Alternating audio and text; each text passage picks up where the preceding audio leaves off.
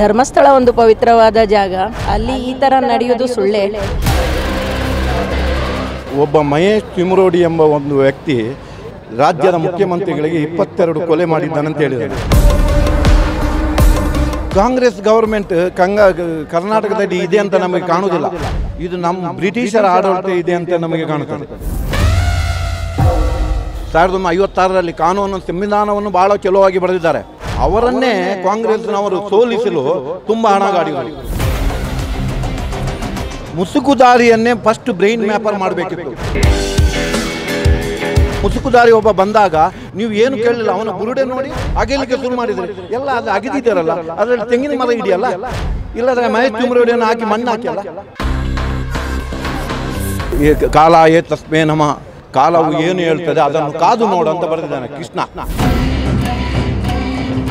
Congress government ಒಂದೇ, 1947ರ British government ಒಂದೇ.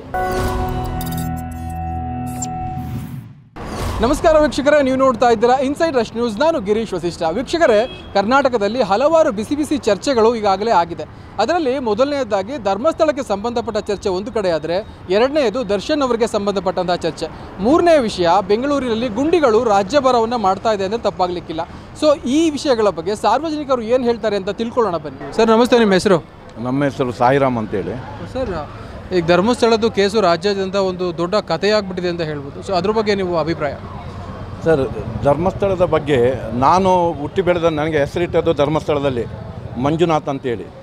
ಆದರೆ ಧರ್ಮಸ್ಥಳದ ಬಗ್ಗೆ ಹೇಳುವುದಕ್ಕಿಂತ ಒಬ್ಬ ಮಹೇಶ್ ತಿಮರೋಡಿ ಎಂಬ ಒಂದು ವ್ಯಕ್ತಿ ರಾಜ್ಯದ ಮುಖ್ಯಮಂತ್ರಿಗಳಿಗೆ 22 ಕೊಲೆ ಮಾಡಿದ್ದಾನಂತ ಹೇಳಿದ್ದಾನೆ.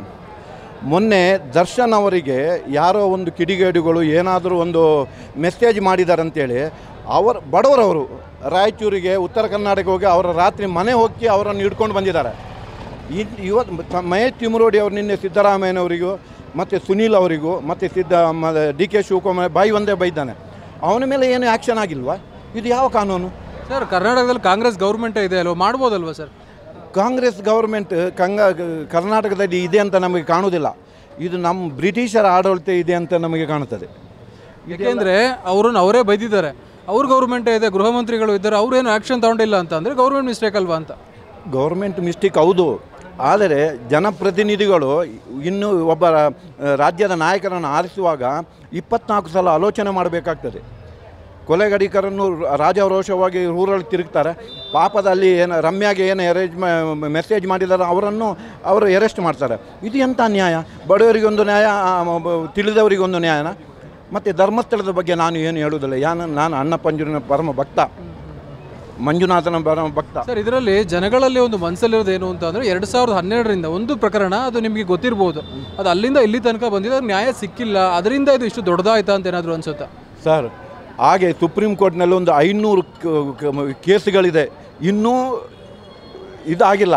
ಅಲ್ಲಿ ಸಿಕ್ಕ ಹತ್ಯಾಕಾಂಡ ಆಯಿತು ಡಿಲ್ಲಿಯಲ್ಲಿ, ಅದು ಯಾವುದು ಅವರು ಪೈಲಟ್ ಎಂಬವರು ಹೊರಗಿದ್ದಾರೆ. ಯಾವುದುಂಟಲ್ಲಿ ಇಂಡಿಯಾದಲ್ಲಿ ಕಾನೂನು ಅಂಬೇಡ್ಕರ್ ಅವರು ಒಳ್ಳೆ ಬರೆದಿದ್ದಾರೆ. 1956ರಲ್ಲಿ ಕಾನೂನು ಸಂವಿಧಾನವನ್ನು ಭಾಳ ಚಲೋವಾಗಿ ಬರೆದಿದ್ದಾರೆ. ಅವರನ್ನೇ ಕಾಂಗ್ರೆಸ್ನವರು ಸೋಲಿಸಲು ತುಂಬ ಹಣಗಾಡಿದರು. ಅವರು ಸತ್ತ ನಂತರ ಅವರ ಡೆಡ್ ಬಾಡಿಯನ್ನು ಡಿಲ್ಲಿಯಿಂದ ಬೊಂಬೈ ತರಲಿಕ್ಕೆ ಕೊಂಡೋದರು. ಆದರೆ ಅದರ ಖರ್ಚನ್ನು ಅವರ ಫ್ಯಾಮಿಲಿಯಿಂದೇ ತೆಗೆದುಕೊಂಡಿದ್ದಾರೆ. ಅಂಬೇಡ್ಕರ್ ಒಳ್ಳೆ ಬರೆದಿದ್ದಾರೆ. ಅಂಬೇಡ್ಕರ್ ದೇವರಂಥ ಮನುಷ್ಯ.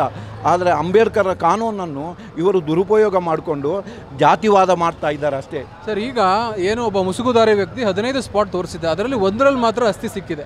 ಸೊ ಇದು ಏನೋ ಷಡ್ಯ ಅಂತ ಹೇಳಿದ್ರೆ ಅನಿಸುತ್ತಾ ನಿಮಗೆ? ಮುಸುಗುದಾರಿಯನ್ನೇ ಫಸ್ಟ್ ಬ್ರೈನ್ ಮ್ಯಾಪರ್ ಮಾಡಬೇಕಿತ್ತು.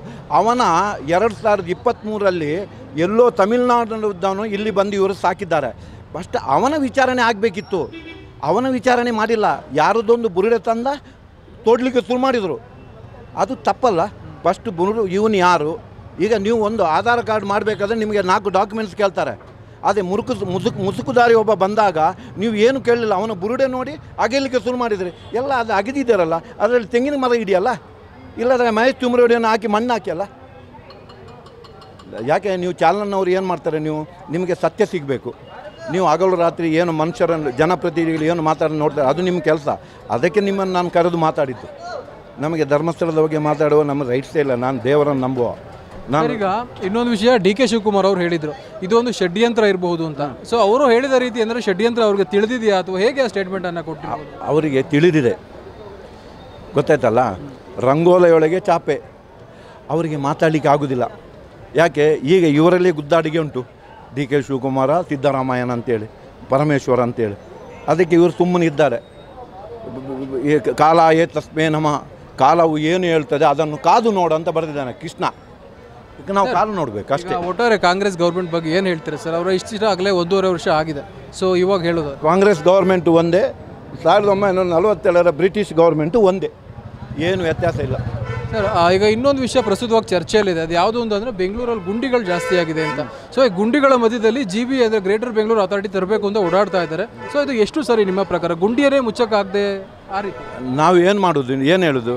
ಕಾಲಿಗೆ ತಾಗಿದೆ, ಅವನಿಗೆ ಬ್ಯಾಂಡೇಜ್ ಹಾಕದೆ ನೀವು ಪರ್ವತ ಏರಿ ಅಂತ ಹೇಳಿದರೆ ಏನು ಮಾಡೋದು? ಹಾಗೆ ಆಗಿದೆ. ಈಗ ಸೊಂಟ ಮುರಿದಿದೆ, ಪರ್ವತ ಹೇಗೆ ಇರೋದು? ಹಾಗೆ ಆಗಿದೆ ಈಗ ಪರಿಸ್ಥಿತಿ. ನಾನು ಪ್ರವಾಸಿಗ, ನಾವು ಇಲ್ಲೇ ಹುಟ್ಟಿ ಬೆಳೆದವರಲ್ಲ, ಆದರೂ ಇಲ್ಲಿನ ಪರಿಸ್ಥಿತಿ ನೋಡಿ, ಅದು ಗುಡ್ಡೆ ಹತ್ತಿದಂಗಿದೆ. ಬಸ್ಸಿನ ಡ್ರೈವರಿಗೆ ಆಕ್ಸಿಡೆಂಟ್ ಆಗ್ತದೆ. ಬಸ್ಸಿನ ಡ್ರೈವರ್ ಏನು ಮಾಡೋದು ಪಾಪ? ಅವರೇನು ಡ್ರೈವರ್ ಮಾಡೋ ಮೊದಲು ಗುಂಡಿ ತೋಡಬೇಕಾ? ಇಲ್ಲ. ಗೌರ್ಮೆಂಟ್ ಸರ್ಕಾರ ಯಾವುದಕ್ಕೂ ಸಮಂಜಸವಾದ ಉತ್ತರ ಕೊಡೋದಿಲ್ಲ. ಖಾಲಿ ಎಷ್ಟು ಬೇಕೋ ಅಷ್ಟು ನಡೀತಾ ಇರ್ತದೆ ಸರ್. ಫೈನಲ್ ಆಗಿ ಈಗ ಏನಾಗಿದೆ, ಧರ್ಮಸ್ಥಳದ ಬಗ್ಗೆ ಅಪಪ್ರಚಾರ ಆಗ್ತಾ ಇದೆ. ಸೊ ಇದು ಎಲ್ಲೋ ಒಂದು ಕಡೆ ಅಲ್ಲಿ ಹೋಗೋ ಪ್ರವಾಸಿಗರ ಅಥವಾ ಭಕ್ತಾದಿಗಳ ಮನಸ್ಥಿತಿಯನ್ನು ಬದಲಾಯಿಸೋ ಕೆಲಸ ಏನಾದರೂ ಆಗುತ್ತಾ ಸರ್? ರಾವಣ ಎಲ್ಲರೂ ಹೇಳ್ತಾರೆ ಕ್ರೂರಿ ಅಂತ ಹೇಳ್ತಾರೆ, ಆದರೆ ರಾವಣ ಕ್ರೂರಿ ಆದರೆ ಈಶ್ವರ ಯಾವುದಕ್ಕೆ ಅವನಿಗೆ ಒಲಿದ? ಬ್ರಾಹ್ಮಣರು ಭಾಳ ಉತ್ತಮರಂತಾರೆ, ಮತ್ತು ಕುರುಬನಿಗೆ ಯಾಕೆ ಕೃಷ್ಣ ಒಲಿದ? ನನಗೆ ನಿಮಗೆ ಯಾಕೆ ಒಲಿಲಿಲ್ಲ?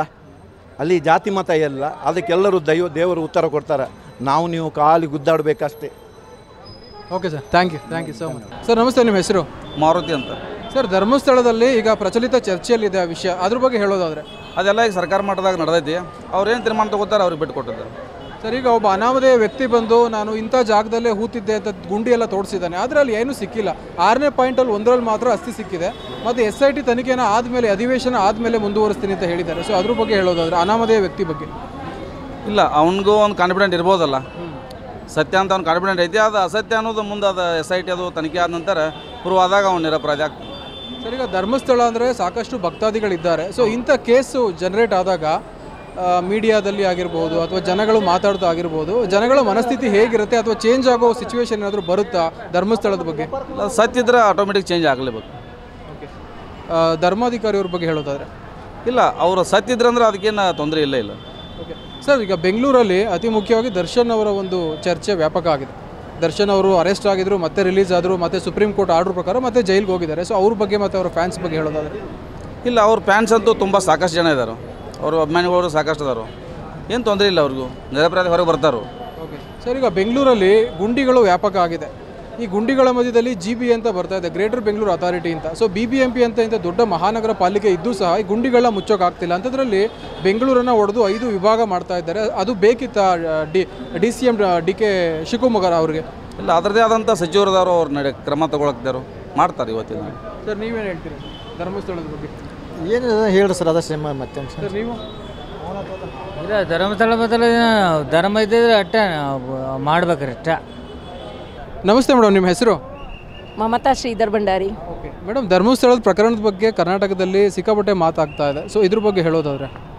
ಧರ್ಮಸ್ಥಳ ಒಂದು ಪವಿತ್ರವಾದ ಜಾಗ, ಅಲ್ಲಿ ಈ ಥರ ನಡೆಯೋದು ಸುಳ್ಳೇ ನನ್ನ ಅನಿಸಿಕೆ. ಮೇಡಮ್, ಅಲ್ಲಿ ಈಗ ಭಕ್ತಾದಿಗಳೇನಾದರೂ ಈ ಪ್ರಕರಣದಿಂದ ದೂರ ಉಳಿಯೋ ಚಾನ್ಸಸ್ ಏನಾದ್ರು ಇದೆಯಾ? ಅದು ಅವರವರಿಗೆ ಸಂಬಂಧಪಟ್ಟಿದ್ದ ವಿಷಯ. ನೀವು ಎಷ್ಟು ವರ್ಷದಿಂದ ಧರ್ಮಸ್ಥಳಕ್ಕೆ ಹೋಗ್ತಾ ಇದ್ದೀರಾ ಮೇಡಮ್? ಸುಮಾರು ವರ್ಷನೇ ಧರ್ಮಸ್ಥಳ ಹೋಗೋದೆ, 1 ವರ್ಷಕ್ಕೊಂದು ಸರಿ ಹೋಗೋದೆ. ಓಕೆ. ಈ ರೀತಿ ಕೇಸ್ ಬಂದಿದೆಯಲ್ಲ, ಸೊ ಇದ್ರ ಬಗ್ಗೆ ಏನು ಹೇಳ್ತೀರಾ? ಇದು ಬರಬಾರ್ದಿತ್ತು, ಆದರೂ ಜನ್ರೇಟ್ ಆಗಿದೆ. ಸೊ ಇದರಿಂದ ಯಾರು ಇದ್ದಾರಾ ಅಥವಾ ಹೇಗೆ? ಜನರು ಇದರಿಂದ ಸ್ವಲ್ಪ ಮಾಹಿತಿ ತಿಳ್ಕೊಂಡು ದೇವರ ಸ್ಥಳ ಅಂತ ಎಂದ್ಕೊಂಡು ಆದಷ್ಟು ಪವಿತ್ರತೆಯನ್ನು ನಾವೇ ಕಾಪಾಡಬೇಕು, ನಾವು ಹಿಂದೂಗಳಾಗಿ. Thank you. ಸರ್ ನಮಸ್ತೆ, ನಿಮ್ಮ ಹೆಸರು? ನಮ್ಮ ಹೆಸರು ವೀರಯ್ಯ ಕಳ್ಳಿಮಠ ಅಂತ. ಓಕೆ ಸರ್, ಧರ್ಮಸ್ಥಳದ ಬಗ್ಗೆ ಪ್ರಸಕ್ತವಾಗಿ ವ್ಯಾಪಕ ಚರ್ಚೆ ಆಗ್ತಾ ಇದೆ. ಸೊ ಅದ್ರ ಬಗ್ಗೆ ನಿಮ್ಮ ಅಭಿಪ್ರಾಯ? ಹೌದು, ವ್ಯಾಪಕವಾಗಿ ಚರ್ಚೆ ಆಗ್ತಿದೆ. ಧರ್ಮಸ್ಥಳ ಶ್ರೀ ಮಂಜುನಾಥ ದೇವಸ್ಥಾನ ಒಳ್ಳೆಯ ಒಂದು ಐತಿಹಾಸಿಕ ಸತ್ಯದ ಬೀಡು ಅಂತ ಕರೆದುಕೊಂಡಿದೆ. ಅದರಲ್ಲಿ ನಾವೆಲ್ಲರೂ ದಯವಿಟ್ಟು ಅದು ಏನೇ ಇರಲಿ, ಆ ಒಬ್ಬ ಅನಾಮಿಕ ಸತ್ಯ ಹೇಳಿದ್ದಾನೋ ಸುಳ್ಳು ಹೇಳಿದ್ದಾನೋ ಅದ್ರ ಬಗ್ಗೆ ನಾವು ಅಷ್ಟೊಂದು ಸವಿಸ್ತರವಾಗಿ ಮಾತನಾಡೋಕ್ಕೆ ಹೋಗೋದಿಲ್ಲ. ಆದರೆ ಸರ್ಕಾರ ಆಯ್ತು, ಎಲ್ಲರೂ ನಮ್ಮ ರಾಜ್ಯದ ಮುಖಂಡರು ಪಕ್ಷಾತೀತವಾಗಿ ಆ ಒಂದು ಧರ್ಮಸ್ಥಳದ ಬಗ್ಗೆ ಏನು ದೊಡ್ಡ ಚರ್ಚೆ ನಡೀತಾ ಇದೆ, ಅದಕ್ಕೆ ಒಂದು ಅಂತಿಮ ವಿದಾಯ ಹೇಳ್ಬೇಕಂತ ನಾನು ಕರ್ನಾಟಕದ ಸಮಸ್ತ ಮಂಜುನಾಥ ಸ್ವಾಮಿ ಭಕ್ತಾದಿಗಳ ಪರವಾಗಿ ವಿನಂತಿ ಮಾಡಿಕೊಳ್ತೇನೆ. ಧನ್ಯವಾದಗಳು. ಸೊ ವೀಕ್ಷಕರೇ, ನೋಡಿದ್ರಲ್ಲ, ಜನರ ಅಭಿಪ್ರಾಯ ಇಷ್ಟ ಆಗಿತ್ತು. ಧರ್ಮಸ್ಥಳದ ಮೇಲೆ ಈ ರೀತಿಯ 100 ಆರೋಪಗಳ ಬಂದರೂ ಸಹ ಧರ್ಮಸ್ಥಳ ಆರೋಪ ಮುಕ್ತ ಆಗುತ್ತೆ, ಅದರಲ್ಲಿ ಯಾವುದೇ ಅನುಮಾನ ಇಲ್ಲ ಅಂತ. ಸೊ ಇದಾಗಿತ್ತು ಇವತ್ತಿನ ಸುದ್ದಿ. ನೋಡ್ತಾ ಇರಿ ಇನ್ಸೈಡ್ ರಶ್ ನ್ಯೂಸ್. ನಮಸ್ಕಾರ.